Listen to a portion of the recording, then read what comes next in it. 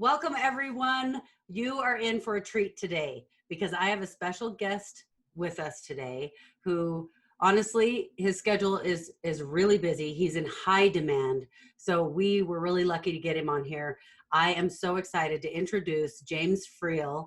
He has been in the world of entrepreneurial marketing and running a business for a long time. Let me tell you a little bit about him. This man is a master, and literally everything he teaches, he simplifies it. He makes it super easy, doable, and powerful results.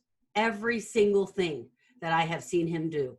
And I've had the privilege of working personally with him, so I know that this is the case. I've seen it over and over, and I've seen it in the touches that he has on my business.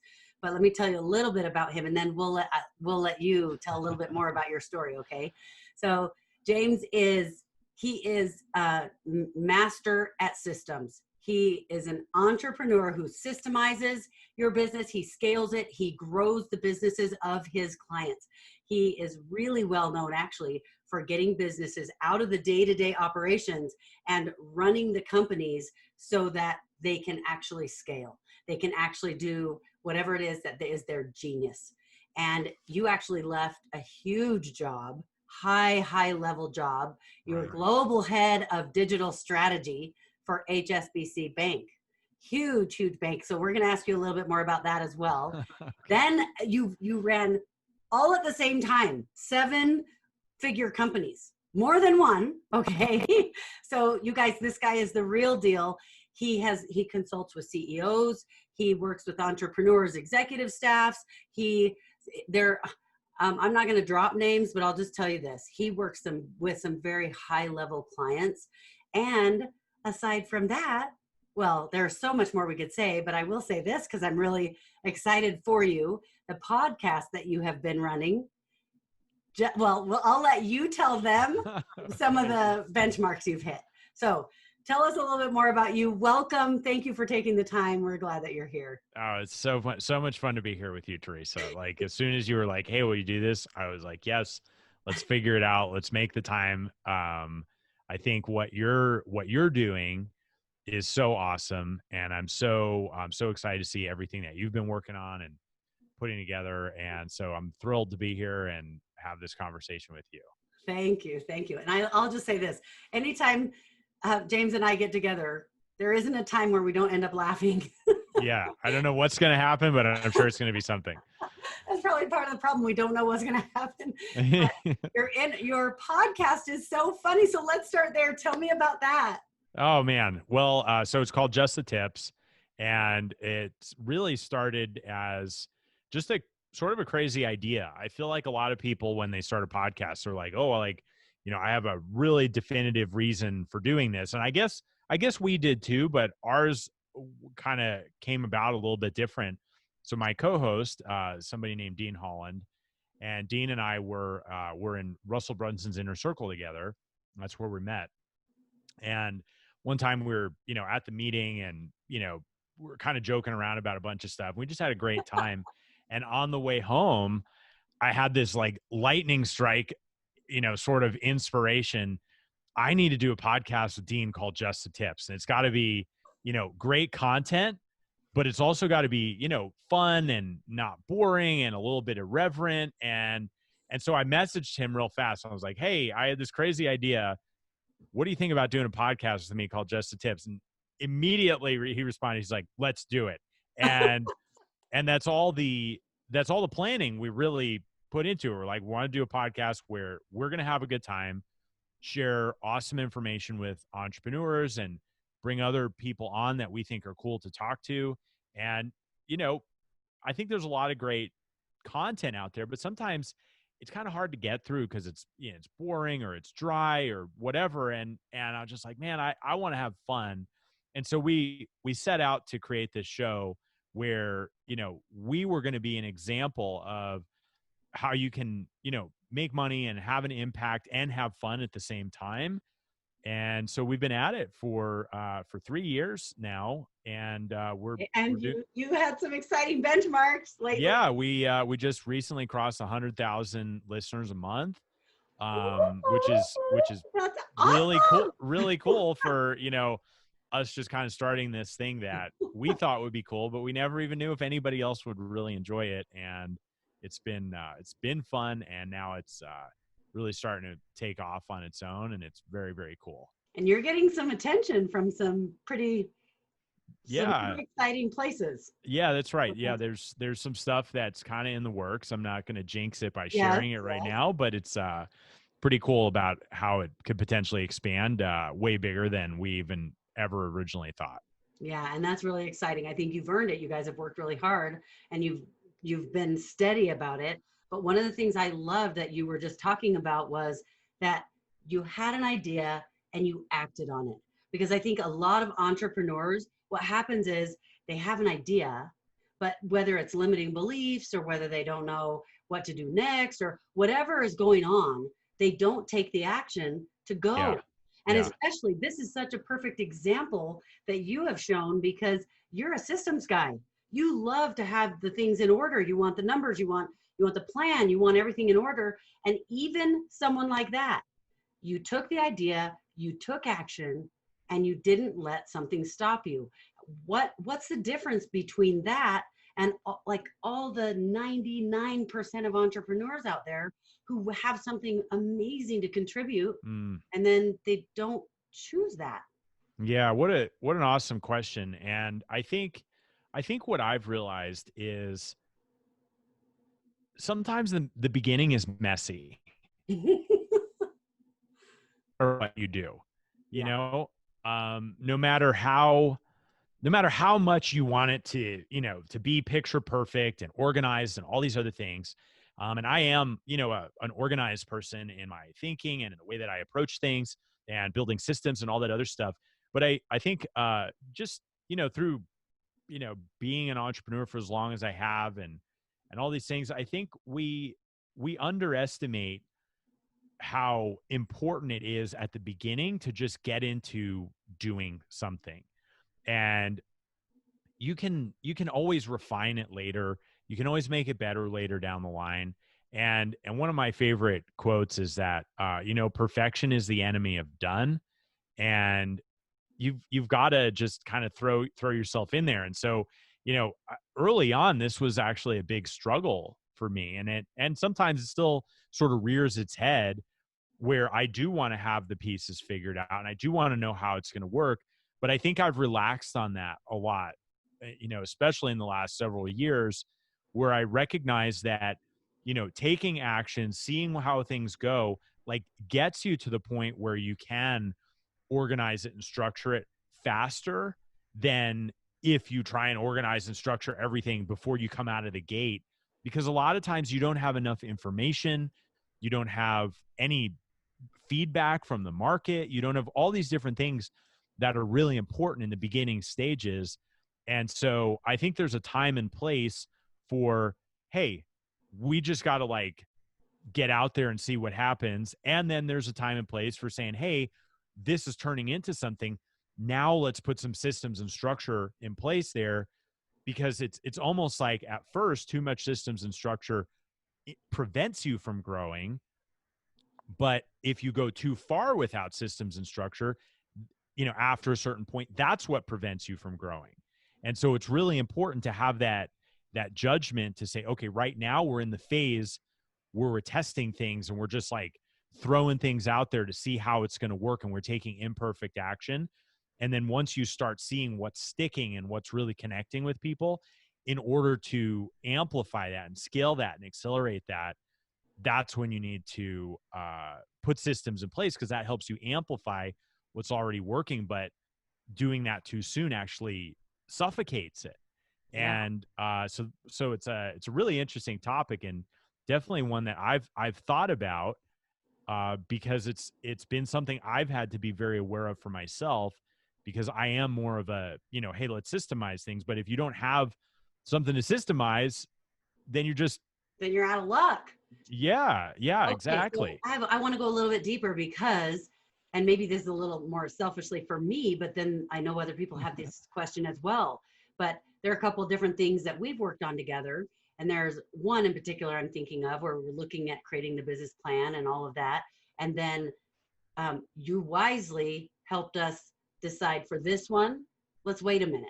We've got to hold back for a minute. And on another project that we're working on, we just jumped in, let's start going. And so how do you decide? Is there a criteria for you to decide, okay, this is the one we go on, this is the one we hold off? Because you seem to have a sixth sense for that. Oh man. That's an incredibly good question. And I don't know that I have it down to a science per se, but I think one of the things that I think about, figure it out in like 2 seconds, because here we go. yeah, exactly. Now to be on the spot, right? Okay, all right, fine. Here's the framework. I think that one of the things that's really important to think about is what are we optimizing for? Like, what are we really trying to achieve? And this is going to be, it's going to be different for everybody in whatever stage of business growth they're in, and also with their personal situation. And, you know, some people with what they're doing, they might be optimizing for like, I need to make cash in the next 90 days or the next 30 days, right? And other people might say, okay, well, things are, you know, I've got a foundation. I'm not as worried about that. I'm optimizing for, you know, longer term benefit, you know, 6 months, 9 months, 12 months. Or you might be optimizing for, I'm just going to invest in this because in 3 years, I expect to sell this. Right. And so I think you've got to be clear about what are we really trying to achieve? And that becomes the sort of the thing in which you judge these ideas that you're going to move forward with. Like, does this help me optimize for short-term cash better? Or does this help me optimize for whatever? So I think first and foremost, it's about being clear on what, not even just like, what are we trying to achieve, but like, what purpose does this thing serve in the bigger picture of what's important to us? And the answer to that is going to help you make decisions, right? Because ultimately you're deciding, I mean, I'm simplifying it, but prioritizing. You're saying, okay, you have to, the most important thing for right now and for these reasons. That's exactly right. Priority is so critical because as entrepreneurs, none of us are short on ideas, right? Putting it mildly. Very mildly, right? We all have, oh my gosh, we could do this, we could do this, we could do this. And you can do all those things, but not all at the same time. And be successful. And yeah, you could try to do all the things, but you know, if you have 100 ideas, even working on 5 of them at the same time is almost impossible, right? And so priority is really important. And I think that a lot of people talk about priority, but don't really say, well, how do you determine priority, right? And so I think this whole concept of what are we optimizing for, and then aligning what we're doing towards that helps to establish priority. And then, so I think that's one really important thing. Okay. And then the second really important thing is we have to make decisions on what are we going to focus on and what are we not going to focus on. Because you've always got the opportunity cost. Exactly. And that's really painful sometimes to be like, oh man. And the more successful you get, the more that is you're choosing between really awesome things. Yes. Right? When I do that, I feel like the witch on the Wizard of Oz. I have to like leave that to the side. Yeah, totally. Because you're just like, oh man, like I see it. Yeah. Right? Like you see the vision in your mind. This could be awesome, and this could be awesome.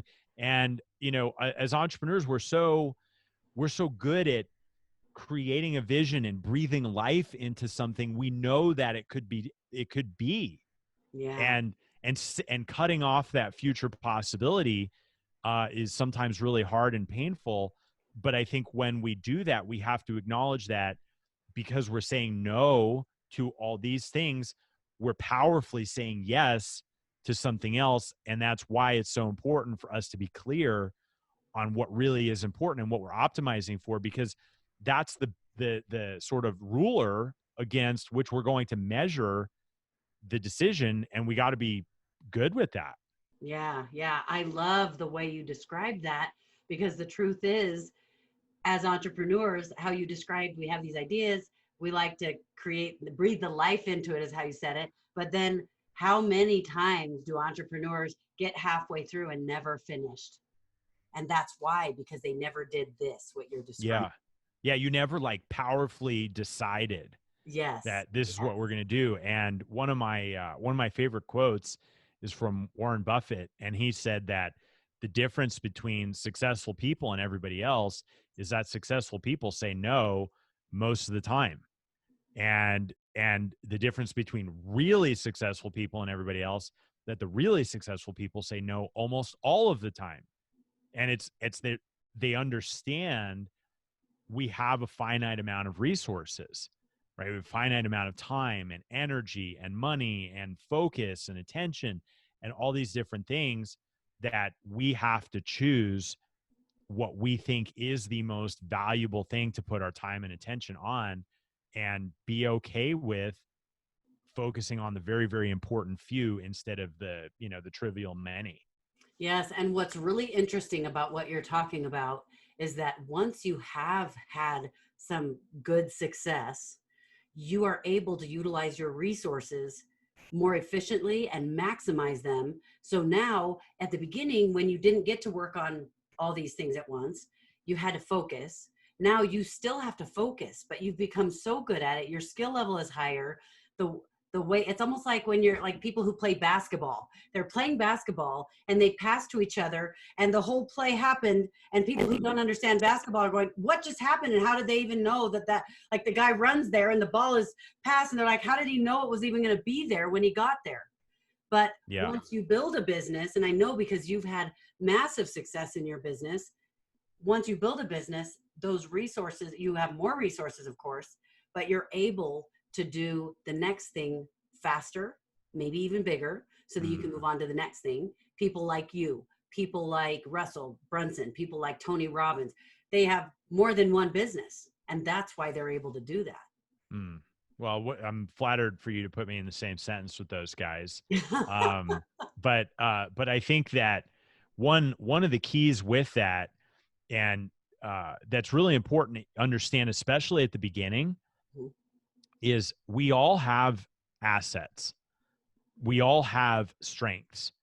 And I know, like, I used to be totally broke, totally broke, right? Where I would eat 10 cents worth of ramen as a meal, right? Like that level of broke. Yes. And at that point, it was hard for me to conceive like, oh, I have an asset that I need to manage, or I have to think about this, or I'm like, I don't have resources. And it was really a poor way of looking at that, because we all have resources. And at that point, my resources were my hunger to create more, right? That was an advantage that I had, my resource and desire to learn and to absorb information, all these different things.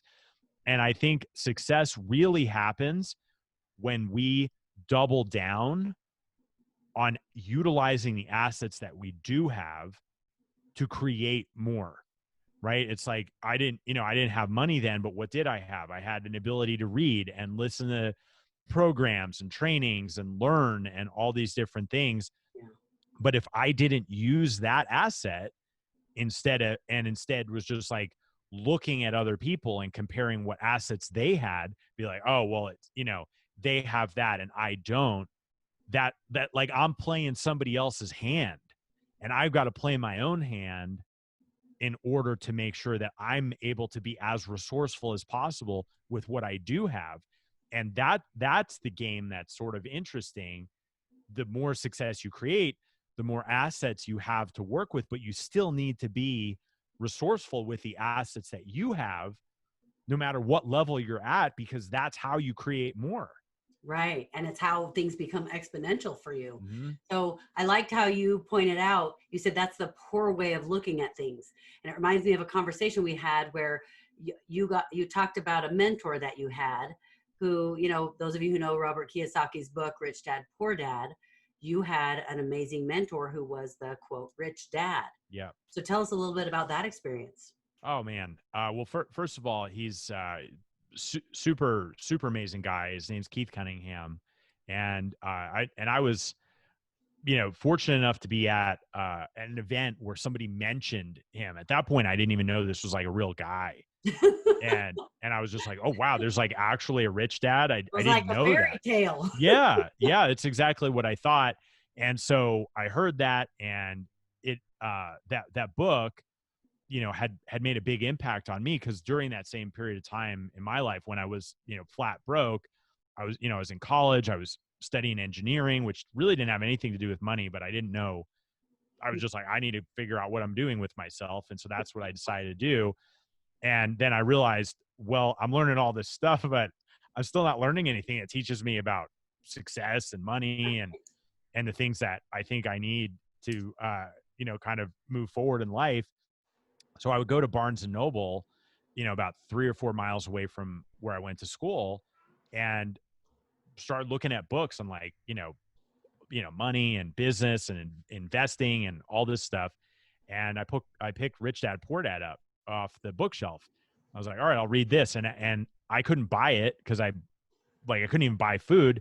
So let alone, you know, a $15 or $20 book. And so I would sit in Barnes and Noble and I would read until I got too tired or they closed the store, and I'd remember what page I was on, and I would go put it back on the bookshelf, and I would come back the next night and pick up where I left off. And so Talk that about was, using your resources. yeah, yeah, exactly. That's exactly what I'm about. My resource was, I have 2 hours before I pass out dead tired. I'm going to use those. And so that book made a really big impact on the way that I thought, because up until that point, I hadn't really been exposed to the idea of, you know, business owners and, you know, all these different things. And so, so fast forward, you know, years later, I hear, oh my gosh, there's this guy. And I was like, wait, like that book made such a big difference for me, like, you know, 5 or 10 years earlier, or whatever it was. And so I went to go see him speak, and I heard him speak, and you know, it was so clear on, you know, this is how you look at the financial aspects of a business, and this is how you think about these different things. I ran to the back of the room because he was selling some courses, and bought everything he was selling, and spent more money on that education than, like, I was nauseous and excited all at I the was same going to say, time. were you sick? And Totally. I was completely sick. And I called my wife at the time, and I said, so I just spent like $9,000 on this stuff. And thankfully she was incredibly supportive, and she calmed me down. But yeah, so I started, you know, kind of taking his courses and his programs and things like that. And then when I was leaving my position at HSBC, I reached out to him just sort of to see what he thought would be a good way for me to leave the corporate world and start running my own companies and things. And he had a very small group called his board of directors program, and invited me to be part of that, and really became my mentor for, you know, I think 4 years. And it was a tremendous experience, because I believe in mentorship so much.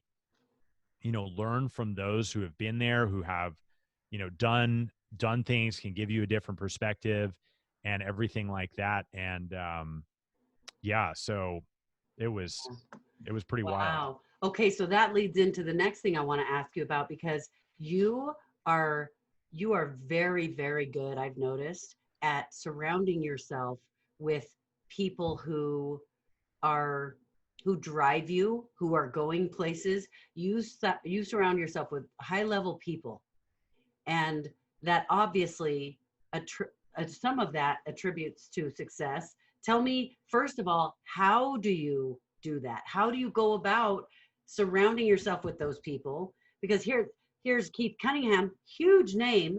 Lots of people would have liked to have surrounded themselves with him. And yet you were able to do that. And there was only a small percentage. Mm. So tell us, how do you do that? How do you make that happen? Um, I think one is I I believe it's important, and it's something that I prioritize. I think that a lot of people mistakenly think that they can become who they want to become without surrounding themselves by other people who are thinking like different things, who are challenging them, who are helping them see different perspectives. I just don't know how it's possible to become the man that I want to become and am constantly becoming without the influence of other people. It seems strange to think that other people wouldn't prioritize meeting people. And I think that um growing up, uh they're my parents are great people, but I think there was an element of, well, it's not what you know, it's who you know, almost as like a kind of a reason why we didn't have certain things or whatever. And it always sort of puzzled me. Well, if I can learn what I need to know, why can't I meet who I need to know? Because it's like, I'm saying learning what I need to know is totally possible, but how is it like meeting who I need to know not possible? And it, right. And it just like didn't make any sense to me, because I was always like, well, then let's just meet the people we need to know. Right. Like, let's just do that. That seems like a great way to solve that problem. I think for me personally, I'm extremely curious about people. Extremely curious. I love meeting people. I love meeting people. I love learning about what makes people tick. I love learning about, people's unique brilliance and their talent, and why they're good at what they're good at, and all these different things. And so I think on a personal level, I just have this insatiable curiosity about people. And so that helps me meet people, on top of the fact that uh, it seems like a very productive way to battle that whole equation. It's what I know and who I know. I'm like, okay, well, let me just do both, Yeah. and so that's been really important for me. And so that has led to a lot of really close friendships that you have with people who you're all helping each other to become more successful. And I think that shows a lot about your character, which is one of the things I appreciate about you, that I asked you that question. And for those of you who are listening, I want you to notice that his answer was all about who he needs to become, not about how successful it made him. But yet that is part of what contributes to success. And so I think that's really cool. I want to ask you another question, because this leads right into the reason that I asked you here is Oh man. you are a rule breaker. You do not do things the way other people say it needs to be done. Even what you just described about growing up and the mindset, and that was a constant attitude, it seemed like. And yet you're like, yeah, but why do we have to do it that way? Just because everyone says that doesn't mean that's the way it needs to be. And you are a rule breaker. You are busy creating new rules, doing things that other people haven't done. Tell me, have you always been that way? What made you decide? Is it when you get to the point of frustration where you're going, no, I'm not going to do it like that?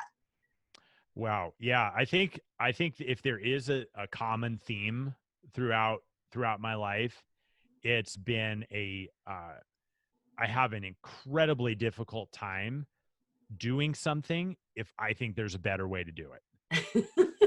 Like, get out of my way. Yeah. I'll tell you nicely, but let me do this. And it's not a personal thing.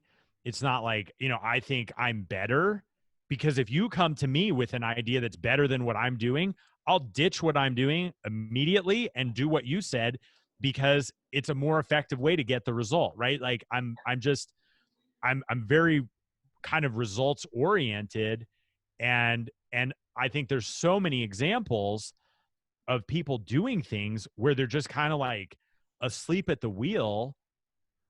And I can't help but think, well, there's a much better way for you to be doing this. Why are we doing it this way? And I don't think that I feel like not enough people question things. Like they don't question like, well, why are we doing it this way? Oh, I don't know. Nobody ever asked. Well, like, why?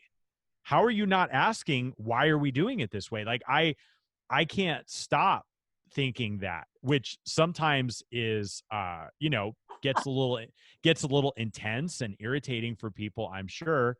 And I've learned as I've gotten older to choose my battles and all those sort of things and focus on what's important, not just like almost everything can be improved. Like it's Right. hard to see something that couldn't be. And but not everything needs to be improved by me is that's a lesson that took took quite a while to learn. And what's the point of entrepreneurs if we can't improve on things? Right. But I love that point you made at the end. And what I think that's one of the things I love about your podcast is that you guys are unveiling things that can be done better, things that can be done differently. Yeah. And I think that's a really cool thing. So as you now with your podcast, what's the result you're trying to get for your audience? What you're serving an audience, what is it that you're wanting them to get from that? I want I would say, if you said, hey, 5 years from now, how do you know that the podcast has been successful? For me, it's successful because one, everybody stops taking themselves too seriously. I think taking yourself too seriously is one of the biggest things that slows you down. Like I take my work seriously, I take the results seriously, but not myself, right? Like I'm not one of those people who's like, oh, like look at what I did. It just doesn't jive with me. And so I want people to know it's okay to be yourself, and it's okay to not take yourself seriously, even though you're trying to accomplish something amazing. And so I think that's one thing, and we're doing our best to lead by example with that. And I mean, when we start the show, my Dean rides in on a horse, like it's sort of ridiculous. He's very funny, and he's got an English accent. Yeah, yeah. And wait till you see the animated intro that we're doing. It's like, oh, it's way over the top. And so I think that's the first thing. The second thing is I want people to hear simple advice that actually helps them create the results that are important to them. I think for me, this stems back a long way, where success when I was a kid seemed like this mystical thing, and like, how do people make money, and like, how does all this happen? And I was just like, wow, like why are some people so successful and other people are clueless? Right.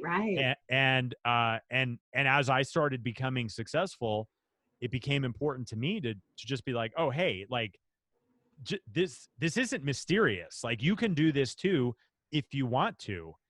And my goal with this show is also to create content and bring people on who are demystifying success. Like I don't want it to feel out of reach for people. I don't want it to feel like, oh, it's attainable for somebody but not for me. Right. That I didn't like that feeling when I was a kid. And I think it just kind of gave me a chip on my shoulder. I was like, I'm going to figure it out, and I'm going to tell everybody, how to, right? Because that's another rule I want to break. Like, I don't want people to think that there's only one way to do it. And I want them to feel like you don't need to change who you are as a person. You might need to change some mindset things. You might need to change some actions, but be you. Don't take yourself too seriously, and recognize that anyone who's been successful, it wasn't an accident, right? There were like patterns and deliberate things that were done and habits that they did over and over and over. Right. And I want all of that to be out in the open, because it gives people hope. It does give people hope, and people should have hope, because it's achievable, and it feels like painful to me to see people think that what they really want is not for them. Like, oh, that's not for me. That, like, for me, that's so sad. And that's the thing I see so often with people who are entrepreneurs. They've had a dream for a period of time, usually a long period of time, and they never really, deep down, they think it's not possible. They really believe they want to do that. It can be done, but there's something stopping them because they don't really believe it can be done. Well, and I think most people play to not lose as opposed to play to win. Yes, that is so true. That is so And true. you're like, if you're playing to not lose, you're always holding something back. You're always holding back just that little bit where if you engaged and you played to win, sure, you might lose sometimes. And you will. And you will. Like, there's no question. Yes. Right. And is it going to suck? Yeah. But you know what sucks worse? Knowing that you left something on the table and you didn't play full out with an intent to win. And you didn't go for the thing that was your Yeah. thing. Yes. Yeah. Okay, that has been amazing. I'm going to switch gears a little bit. I have two last questions for you before I quit taking so much of your time, but thanks for letting us hog you a little bit longer. This one is just kind of wacky question, but it's kind of serious. You are so good at what you do. You're good at looking at things analytically. You're good when you're working with people. Like, people who are analytical are not usually very good at communicating clearly and with feeling. And you obviously are that way. But really, I mean, but as long as I've known you, do you ever get your feelings hurt? Ever? Sure. Every now and then. I don't believe you, really.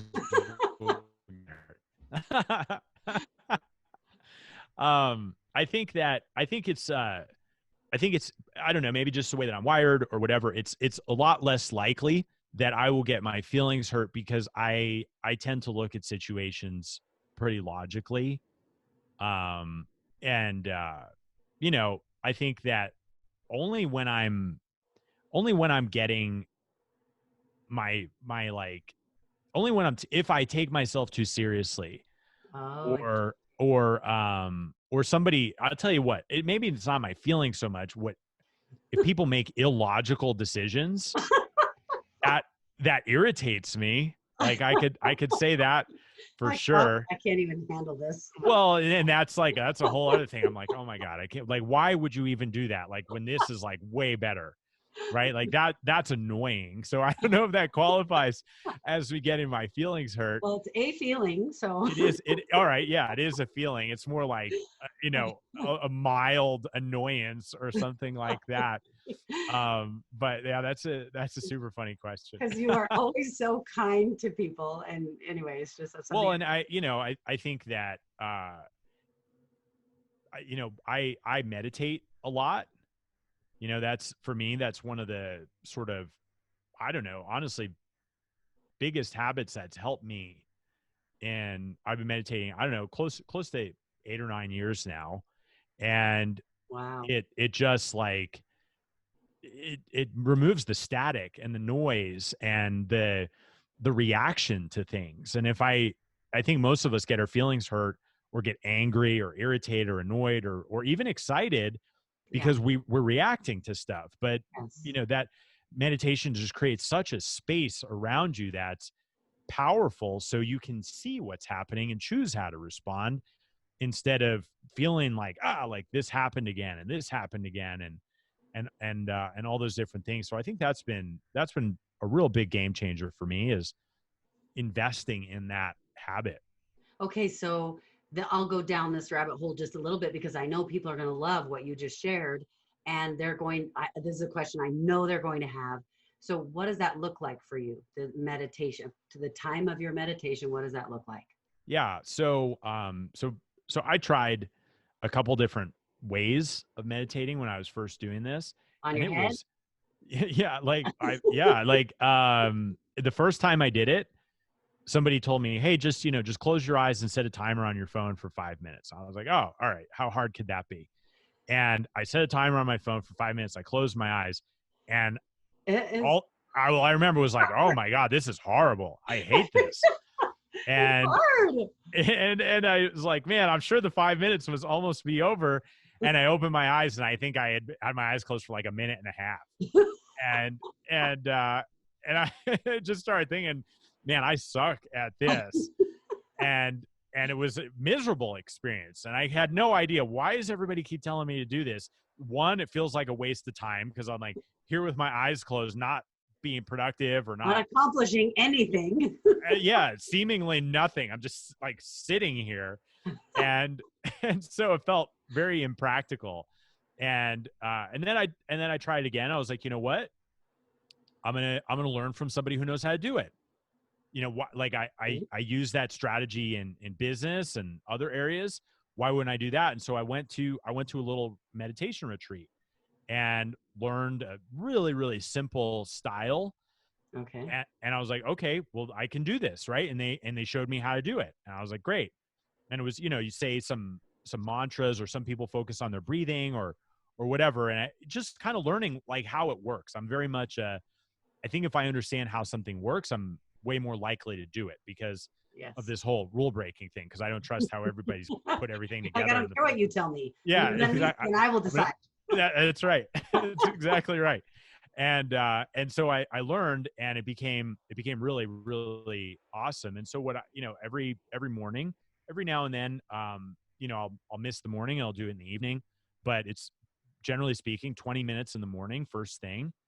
And I'll sit there and I'll meditate, and I'm a way better person for it. I'm better, in my relationships, but I'm also sharper in my business because there's no noise.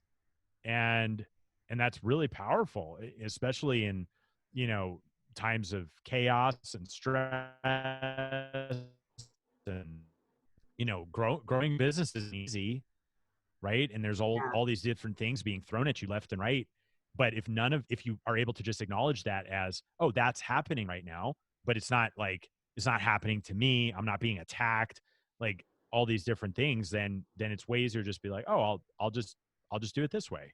Yeah. Yeah. Oh, cool. Okay. So thanks for letting us go down that road. I wasn't going to take as much time. Do you have time for one more question? Yeah, I'd love to. Okay. Thank you for that. So you work with a lot of people. You've worked with people who are starting out, but you have now, I mean, people are lucky to get in with you. You don't really even take clients so much anymore unless you're partnering or whatever. I mean, you have different things that you offer, but I want to know, you've seen a lot. What is the biggest mistake that people are making in their business that when you change that thing, it changes their business? Mm. I think people have a hard time seeing the big picture. Um, and that causes them to spend a lot of time and money and energy, like doing something that maybe they didn't need to do, maybe wasn't the right time to do it, Yeah. and so for me, one of the things that I really try to do for myself, and when I'm working with somebody, is in adding value, is really helping to elevate the way they're seeing their business, and seeing the entire thing from this 30,000-foot view, Yeah. where then you can say, okay, here's what I should be focused on now, as opposed to this is the other thing I should be focused on later. And because most of the time, I think we tend to spend a lot of time working in our business, which is good. Like, we need to work in our business, we need to be engaged, um, and but we can't sacrifice the zooming out to see how the business is working and how these different pieces and parts interact with each other. Our businesses are living, breathing organisms, and they're changing and they're growing, and there's outside forces that we need to adapt to, and all these different things. And if you're just like, way down in the weeds, grinding it out day after day after day, and you don't ever pick your head up to look at, like, okay, well, what really matters here, and what should we be focused on, and in what order should we focus on these things, I think we wind up spending an awful amount of time and money and energy on things that may not really be making a difference. And I can't imagine something that's more useful than taking a little while to decide what is important, so that when I am working in the business, I know that I'm doing the things that are really going to make the biggest difference uh, for my results. And so I think taking time, and it doesn't have to be like an exorbitant amount of time, Right. but if you're not stepping out of the business and you're not really looking at, why am I doing what I'm doing? Is our strategy getting us what we want? Are we aligned with what, where we're going and what we're trying to create, and making sure all of the activities that we're doing line up to our bigger picture? Yeah. It's crazy how much time and money you can waste by not ever really evaluating things and looking at your business objectively, Yeah. instead of just always, grinding away. Yeah, that's powerful. I've seen other people that you've done that with. I know you've helped me see things in my business. That's huge. And I'll just tell you right now, there are going to be people who are going, okay, where do I find this guy? Like I need his help. And I talk about, oh, you're not taking clients. I mean, there are going to be we've got a audience full of rule breakers, so they're already going to be people Right. going, oh yeah, okay, well, I will figure out a way, whatever. There are people who are going to want to know where to find you, what do you offer, what's a way that they can use what you have to teach to help their businesses. Yeah. Well, I appreciate that. And, one of the things that became important to me and is increasingly important to me is that while I while I'm working with fewer and fewer people in a one-on-one capacity, Hmm.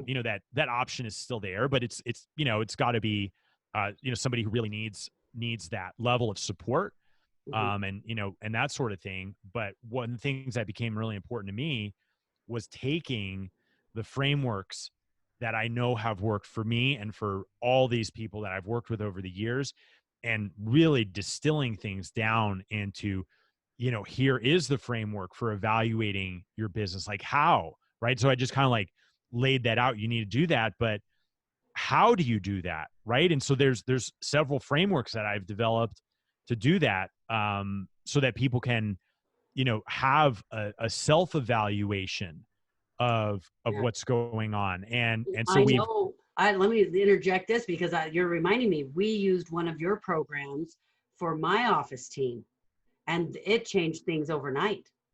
Things right. that they could implement immediately. They went through that. They're like, dude, James is brilliant. And they implemented the things, and it's changed the way we run our business. That's awesome. And that's exactly the kind of result that, I love to hear and I love to see people get. And so we've taken a lot of that and we've started turning into really great products and programs and courses, programs on how to hire people, which is Oh, can be really painful.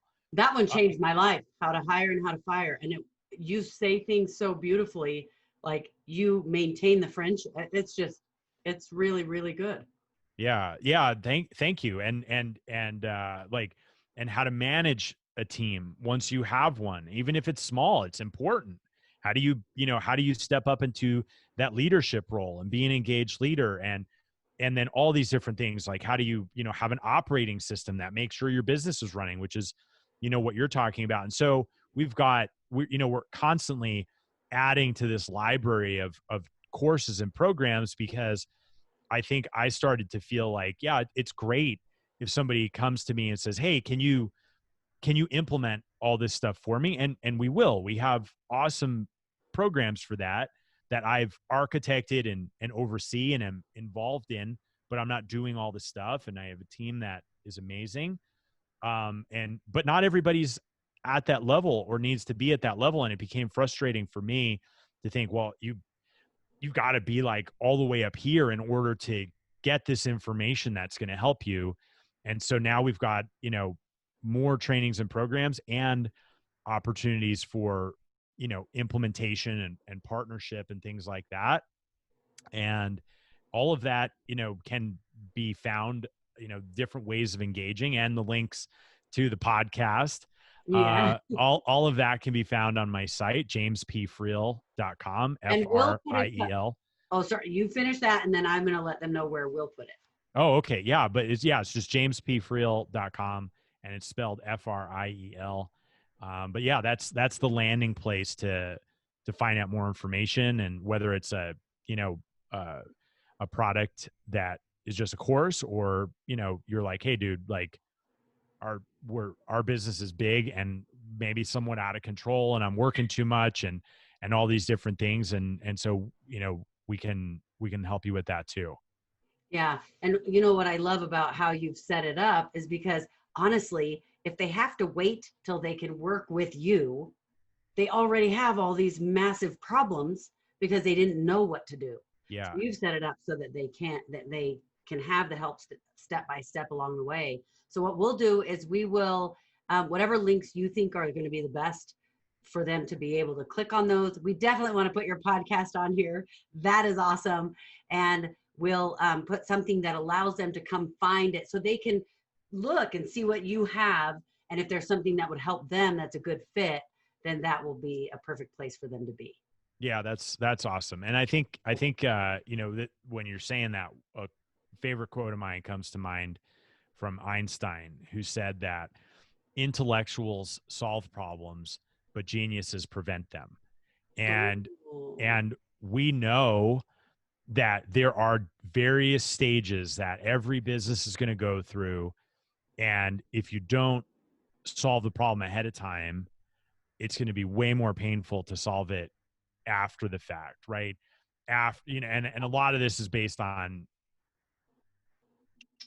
trial and error, full experience on my part, hiring and firing people and having a revolving door and being like, man, like, what's with me or what's with people and all that other stuff. And I was like, oh, this is the problem. And let me just tell everybody how to do it, because Yeah. I don't want everybody to have to deal with that like I did.